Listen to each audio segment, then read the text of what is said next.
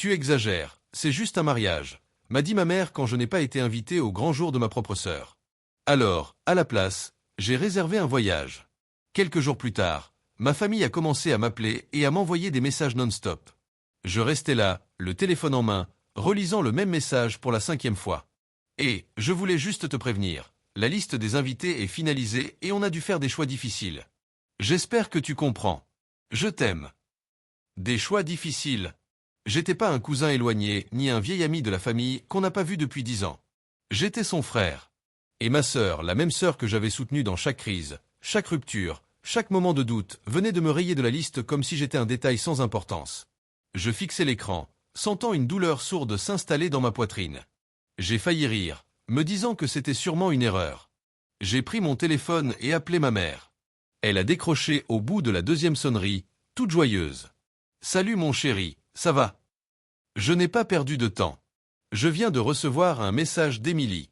Elle dit que la liste des invités est bouclée et que je n'y suis pas. » Il y a eu un silence, juste assez long pour confirmer ce que je craignais. « Oh, chéri !» a soupiré ma mère, avec cette voix qu'elle prend quand elle veut me faire croire que c'est moi qui suis déraisonnable. « C'est juste un mariage. N'en fais pas toute une histoire. Juste un mariage. » J'ai senti quelque chose de chaud et de douloureux se nouer dans mon ventre. « Sérieusement, maman ? Je suis son frère.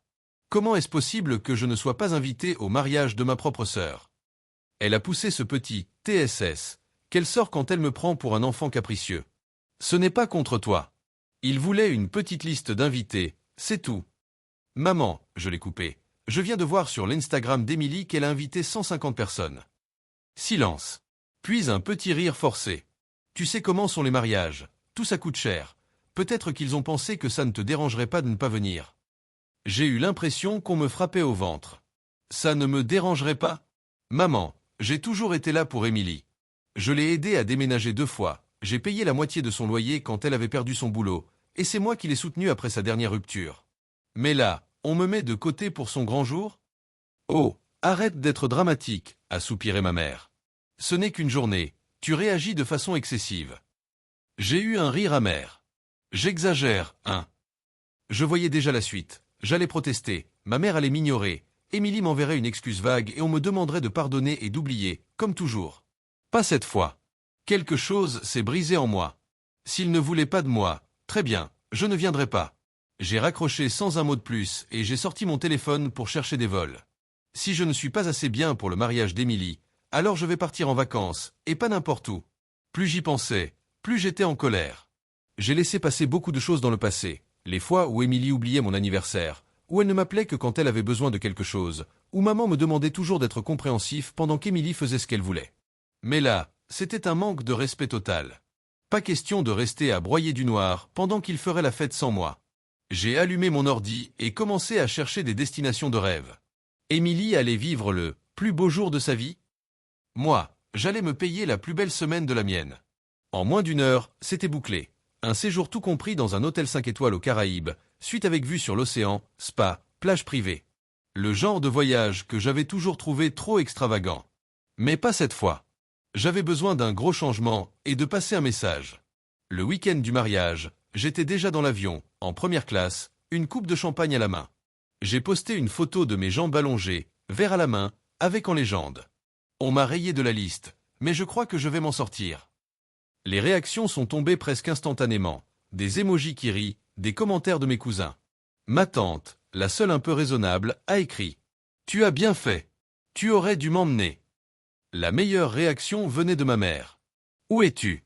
Tu ne vas quand même pas rater le mariage de ta sœur pour ça ?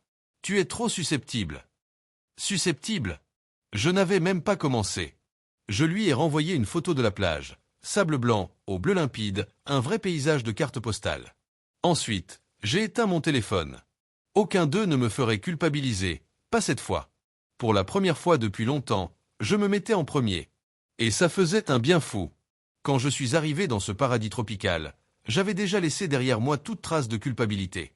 Dès que j'ai posé le pied hors de l'aéroport, l'air chaud et salé de l'océan m'a enveloppé. Une voiture privée m'attendait, avec des serviettes fraîches et de l'eau en bouteille. C'était nettement plus agréable qu'un mariage où personne ne voulait de moi. En longeant la côte, j'ai pensé à ce qui se passait sans doute chez moi. La famille devait s'activer pour le grand jour. maman essayait sûrement de justifier mon absence, et Émilie riait avec ses demoiselles d'honneur, sans penser à moi une seule seconde. Mais ici, j'étais au centre de mes priorités. L'hôtel ressemblait à un rêve. Des palmiers immenses dans le hall, une architecture ouverte pour laisser passer la brise marine, et le genre de service on te tend un cocktail avant même de te demander ton nom. Ma chambre. Incroyable. De grandes baies vitrées, un balcon privé et un lit gigantesque. J'ai posé mes affaires et suis sorti sur le balcon pour admirer la vue. J'ai pris une photo et j'ai posté. Quand une porte se ferme, une autre s'ouvre, idéalement sur une suite en bord de mer avec margarita à volonté. Je savais que ma famille finirait par voir ça. Très bien, qu'ils voient ce que ça fait d'être mis de côté. Et je n'allais pas m'arrêter là. Le premier jour complet de mon séjour a été parfait. Room service pour le petit déjeuner, des crêpes moelleuses, des fruits frais, un café à tomber par terre, puis la plage, l'océan, zéro contrainte, zéro dispute de famille. L'après-midi, j'étais allongé sur un transat au bord d'une piscine à débordement, un cocktail à la main, avec vue sur les vagues. De temps en temps, je jetais un œil à mon téléphone, juste pour voir les réactions à mes publications. Les commentaires étaient géniaux. Mon cousin Jake. Mec, t'es où là? Ma tante Lisa. Tu te la joues, hein? Un ancien pote de fac. La prochaine fois, invite-moi. Puis la notification que j'attendais. Émilie a vu votre story. Oh, donc maintenant elle faisait attention. Je l'imaginais, en robe de mariée ou entourée de ses copines, à boire du champagne pas terrible, stressé pour son mariage, et voyant mes photos de rêve. Tant mieux. J'ai repris une gorgée, en pensant. Profite de ta grande journée, sœurette. J'espère que tout est comme tu l'avais rêvé. Sauf que le soir venu, mon téléphone n'a pas arrêté de vibrer. Au début, j'ai ignoré, persuadé que c'était juste plus de commentaires, mais j'ai vu s'afficher des noms, maman, Émilie, cousin Jake, oncle Rob, des appels, des SMS, sans arrêt. Curieux, j'ai fini par déverrouiller mon écran. Le premier message était de ma mère. Appelle-moi, c'est une urgence. Une urgence? Au mariage. J'ai soupiré, me demandant si j'allais m'en soucier. Puis un autre SMS de Jake. Mec, tu ne vas pas croire ce qui vient de se passer. Là, j'étais intrigué. Je fais défiler et je découvre que l'univers vient de m'offrir le meilleur cadeau de mariage possible. Le mariage parfait d'Émilie venait de virer au cauchemar. Les messages s'enchaînaient. Jake, bro, t'as évité le pire. Maman, rappelle-moi tout de suite, c'est la crise dans la famille. Émilie, t'es où? J'ai besoin de toi. J'ai souri et j'ai continué à lire. Puis je suis tombé sur le message de ma cousine Mélissa. Le marié est parti. Il est carrément parti en plein milieu de la réception. J'ai failli m'étouffer de rire. Le marié s'est enfui? Mieux que tout ce que j'aurais pu imaginer. Par curiosité, j'ai répondu à Jake. Qu'est-ce que tu veux dire par il est parti? Jake, pendant la fête, grosse dispute avec Émilie. Il a explosé, et il s'est barré. Direct.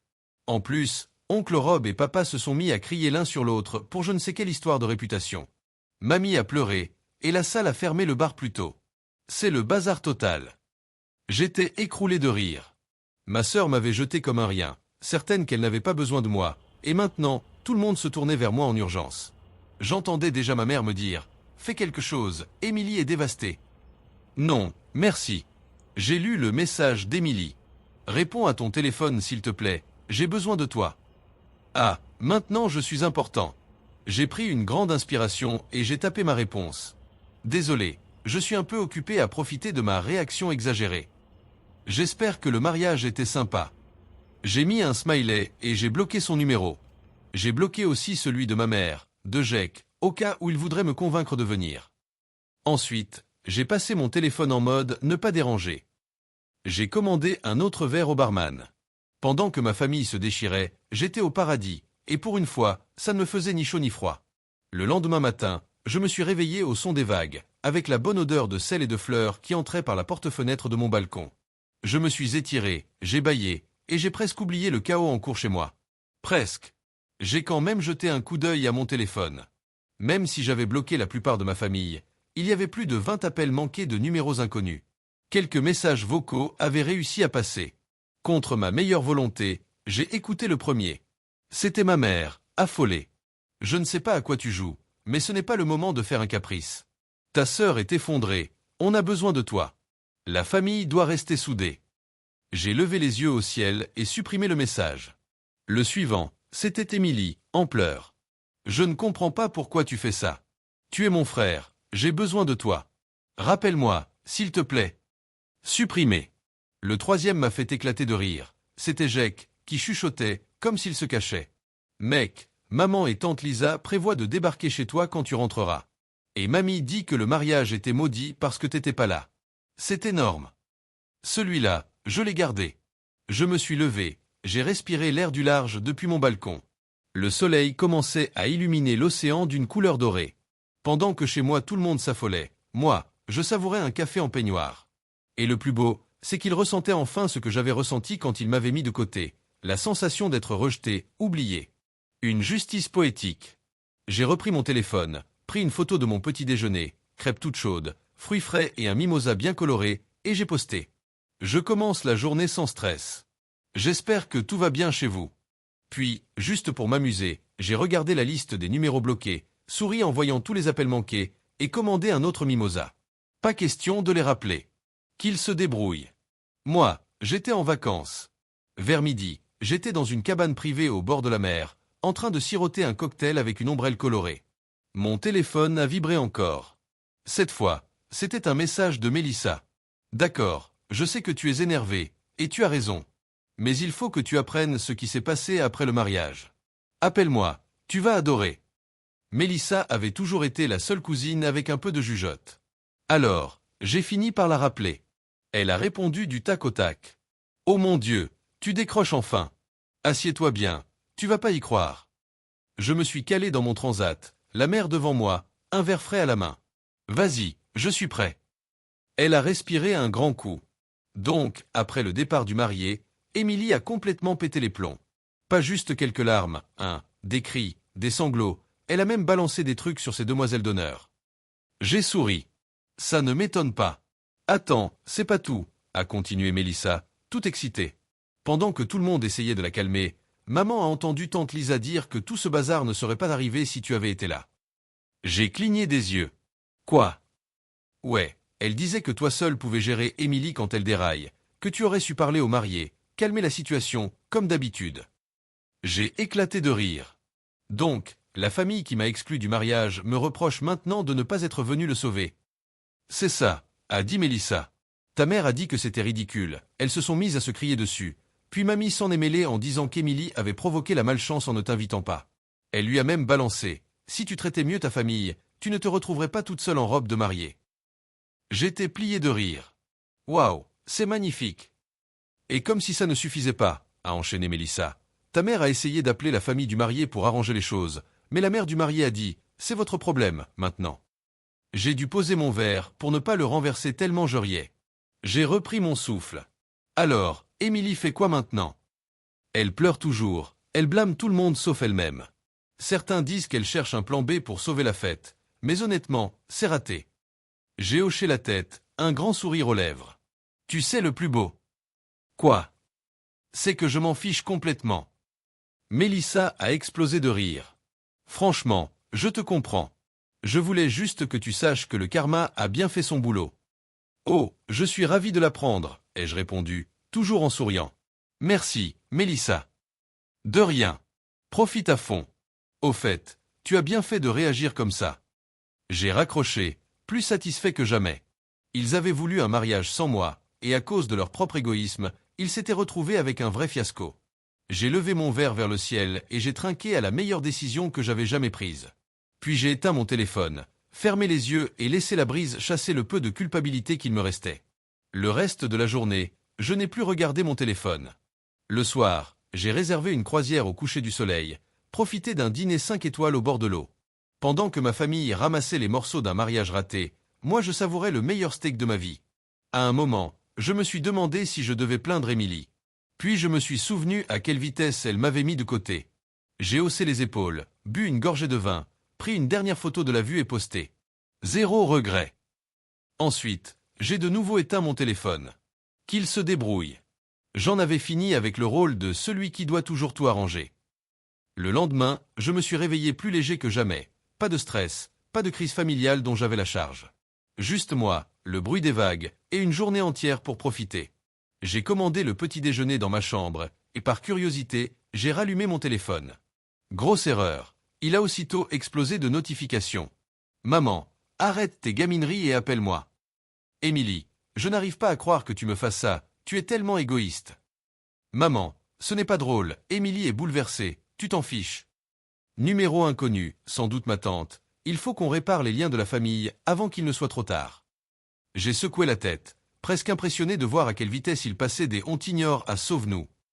Puis j'ai vu un message de Mélissa.